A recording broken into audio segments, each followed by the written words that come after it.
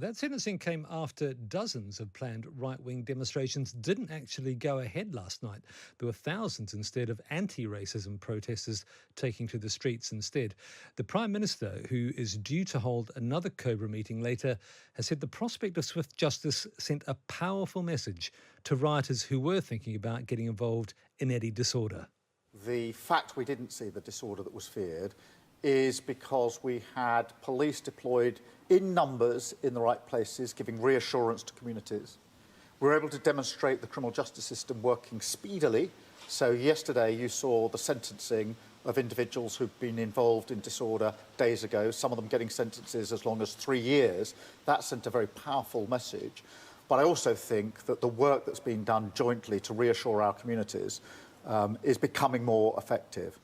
In a minute, we'll speak to Joe Cardwell, national organiser with Stand Up to Racism, an organisation that was involved with some of the peaceful protests last night.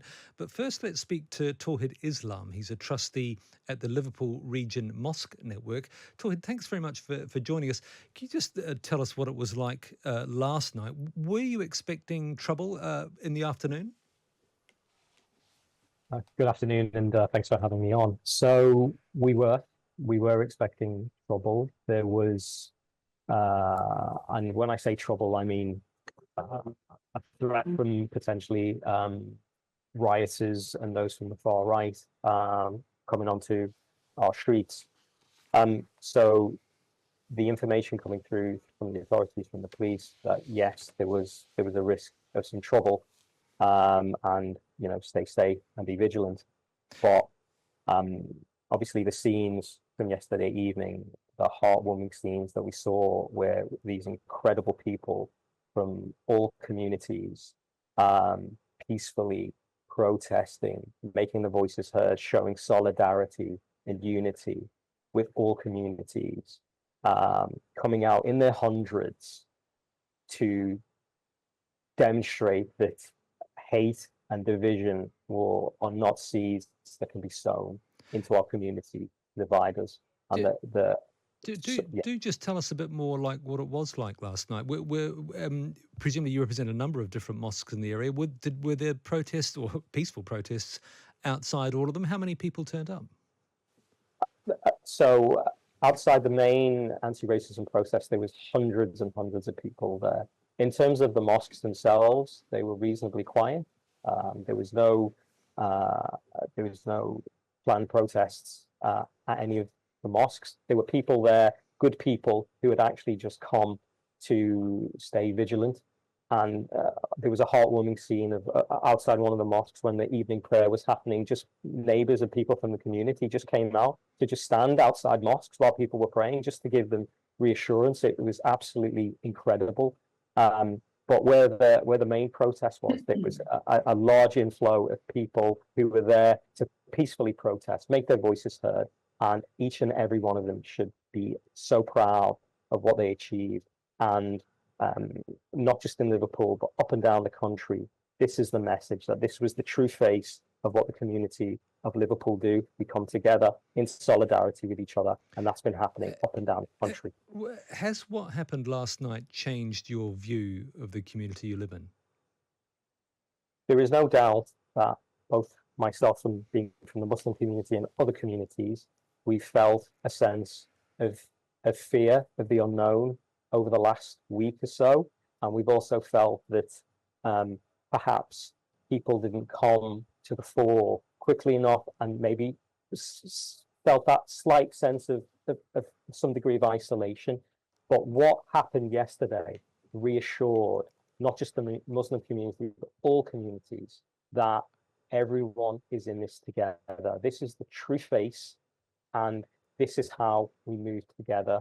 And this is not the environment of fear that we want our families and our children to grow up in. We cannot allow this to happen, and it will not happen. And cities across the country have been demonstrating that. But me, as a member of the Muslim community, I've woken up feeling so positive, waking up feeling reasonable emotions of negativity over the last week or so.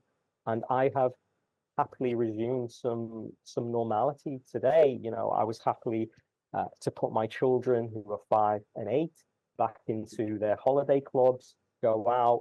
I've seen a lot more activity on the streets, on the roads today. It seems like that palpable sense of fear and the fear of the unknown is now dissipating, and quite rightly so. And people have that confidence now to go out and about, and get on with their normal life. That is encouraging to hear. Thank you very much, Tawhid Islam from the Liverpool region Mosque network. Let's now speak to Joe Cardwell, national organiser with Stand Up to Racism. Joe, for those of us who don't know the background to this, was there any degree of organisation about the counter-protest last night? How did they come about? Were you involved? Yeah, Stand Up to Racism as a national organisation was a big part of organising last night's demonstrations. And how did you go about it? Were you online? Yeah, we have a number of different local Stand Up to Racism groups. We have a very good online presence. Any group that was organising a counter protest sent it through to us. We made sure it went up online. It went out to all our members. And we've got members across the country who are organising in their local communities with local faith groups, local community groups, trade unions, the labour movement. You know, we've been organising for quite a long time. So we have a sort of infrastructure, if you like, a framework of groups, but we're always looking for more people to join us and to build more and more Stand Up to Racism groups around the country. What are the plans for the future? Because, just because we had one peaceful night last night doesn't necessarily mean this has gone away. Are you planning anything more? Yeah, for us, this is the beginning of a mass campaign. You know, last night is the beginning. It's not the end. We have seen some of the most shocking racist violence in this country we've ever seen before. And I think we feel very clear in Stand Up to Racism that not only are we against the far right, not only are we against people like Nigel Farage and Reform who try to normalise this type of ideology throughout our society, that actually somehow, you know, we have to challenge and question people as if they belong here or not. And, you know, what we showed in our communities last night is that, you know, we reject those sorts of politics. Our communities are multicultural and they're better for it. We work alongside refugees. We live alongside refugees. There are so many influences on our culture and our lives that are richer because of immigration in this country. And so for us at the moment, we want to take on actually the racism of the mainstream politicians as well. We've had the Conservative Party, whilst pushing through austerity, trying to get us to blame people on small boats.